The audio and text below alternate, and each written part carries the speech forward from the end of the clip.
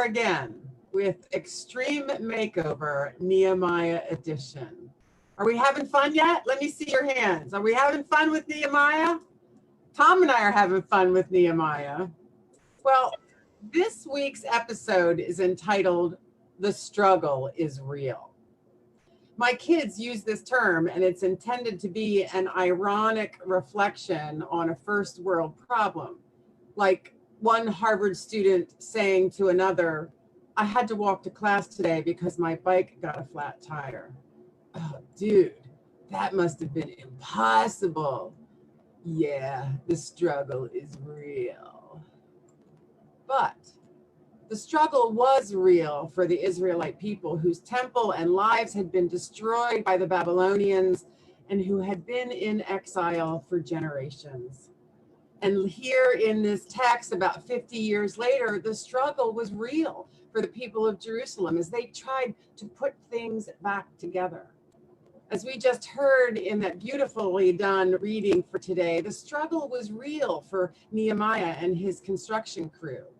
Sanballat was a Samaritan governor and Tobiah an Ammonite leader. Both were cultural and political rivals of Nehemiah, the Jews, and they were determined to oppose Nehemiah and the work of the people of God, the work that they were doing. And we hear throughout this chapter the lengths to which they go to sow discord, organize others to their side and against the work, and fight to keep the rebuilding from happening.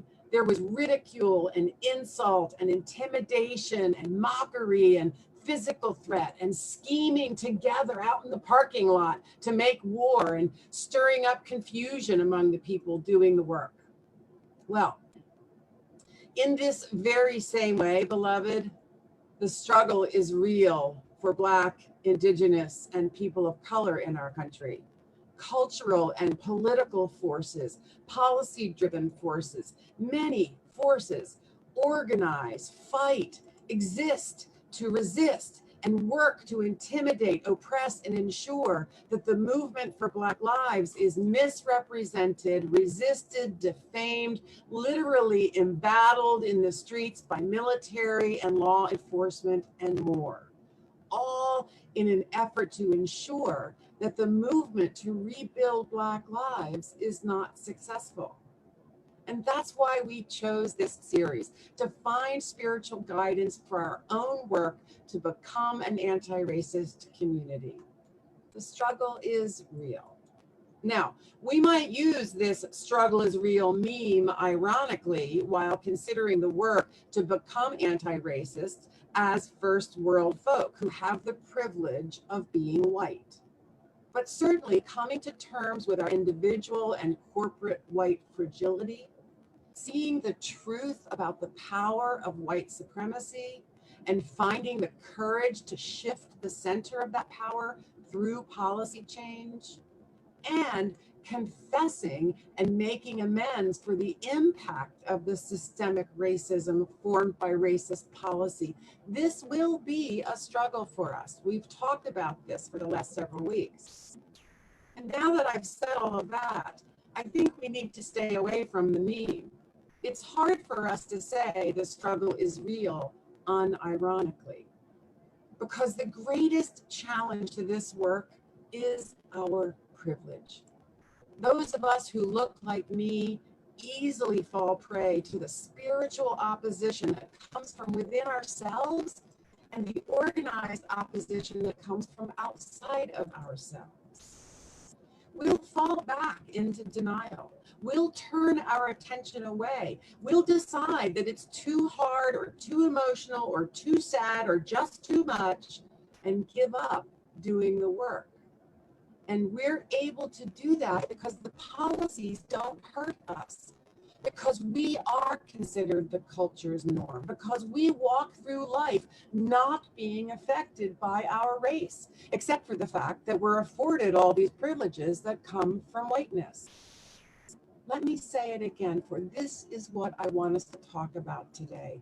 The greatest challenge, our greatest vulnerability to making a difference, the greatest opposition to our becoming anti-racist is our own spiritual condition and the ego-soothing privilege that we hold. For that ego will seek to oppose the change. So let's take a moment to join Nehemiah again, who's facing some pretty strong opposition.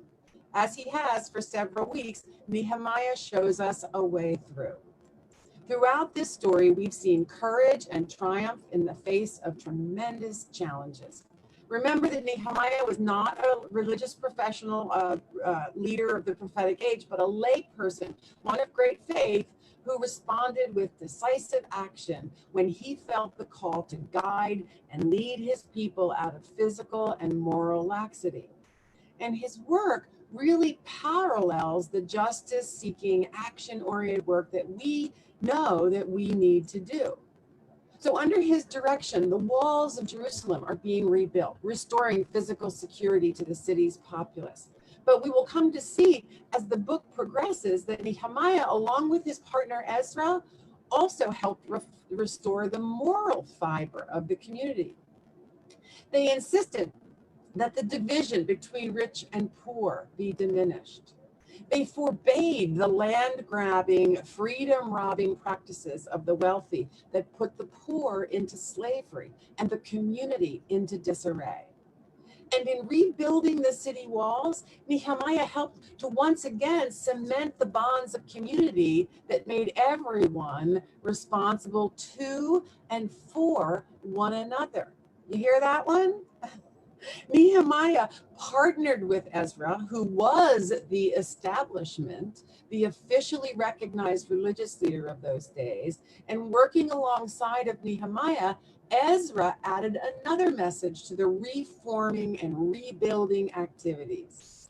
Ezra reminded the people of both the responsibilities demanded by God's commandments, you know this one, love God, love your neighbor, and the joy and hope that is sustained by God's promise of loving us and being with us no matter what. So Nehemiah's political and practical actions, teamed with Ezra's prophetic words of love and concern, brought spiritual and physical renewal to a discouraged and disheartened people. Even though Nehemiah had the king's blessing and the people were eager to rebuild the walls, opposition from others sought to dishearten them from accomplishing the work of God. And once again, we can look at the details of this chapter 4 and find guidance for our own journey to become anti-racist, for there are powerful forces that scheme against that goal. Nehemiah shows us that we can overcome those forces. You could call them adversaries of change, adversaries of equity, even adversaries of love. Like Nehemiah, we can overcome resistance from within and from without. We can overcome the spiritual negativity, we might even call it evil, by following Nehemiah's lead in the 4 things that he does in this chapter. First, by praying. Now, dude, this is Nehemiah's superpower. We have talked about it for 4 weeks now. In all things, at every turn, he sends God in first. And that gives him the capacity to do the hard stuff, including the spiritual practice that strengthen us for work. We've talked about these things: confession, transformation, listening for the will of God in these matters, seeking forgiveness, finding courage. Prayer gives us what we need to do those action steps. Sending God in first gives us the spiritual power to do the right thing. Second, Nehemiah is watchful. Like him, we need to invest in this thing, pay attention to what's going on, and not let our guard down. And we need to see the places, be watchful for the places where the opposition is working against the very thing that we seek to transform. So pray and be watchful. Third, we follow Nehemiah's lead by guarding the places where we are the most vulnerable.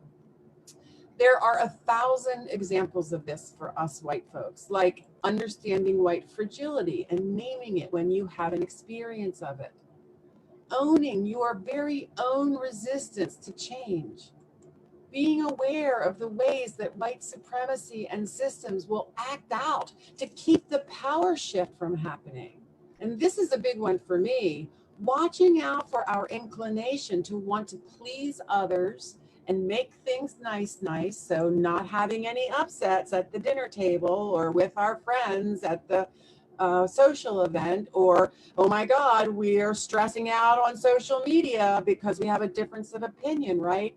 So not being able to name the racism that we see for fear of offending someone or making excuses. We make excuses for white people all the time in order to smooth over discomfort and resistance and our friends, right?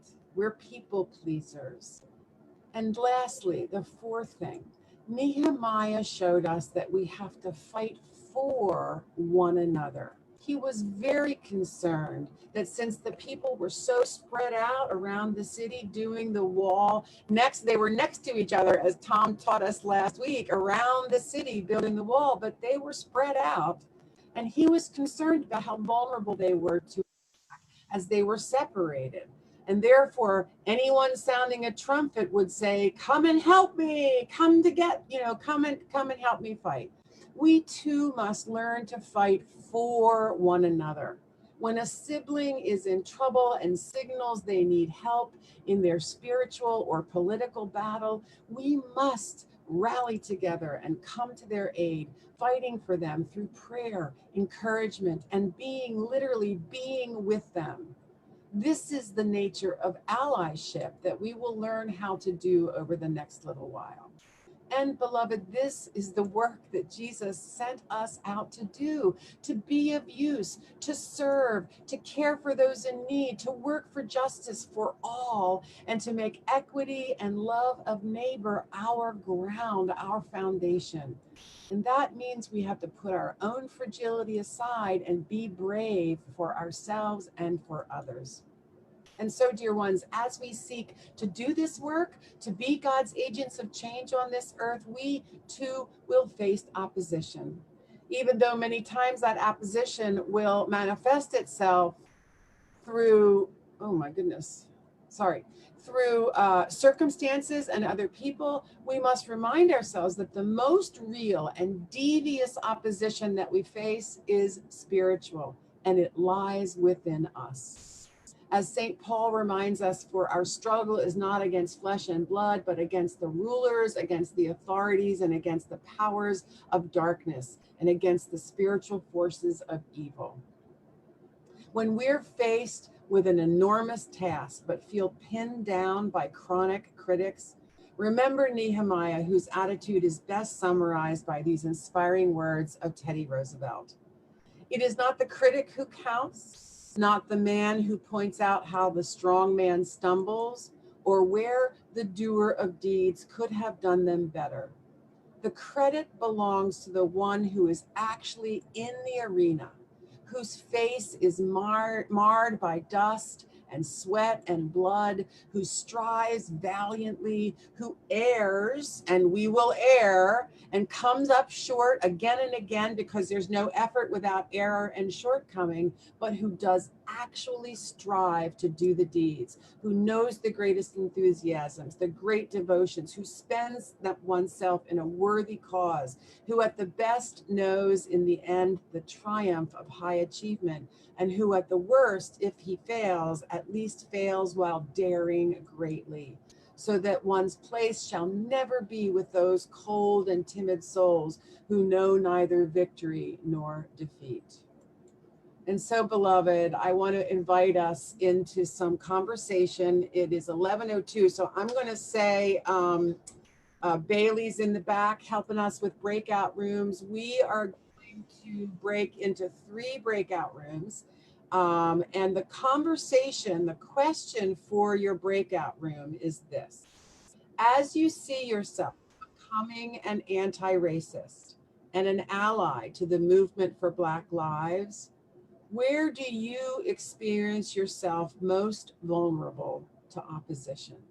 So where are those places where you feel vulnerable to keeping on when we talk about becoming anti-racist?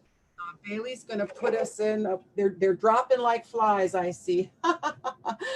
Bailey's going to put us into some breakout rooms. We'll have 3 breakout rooms, and I'm hoping that Stephanie and Paul will partner to make sure everybody gets a chance to share in that breakout room, and then Tom and I will lead the other 2. So here we go for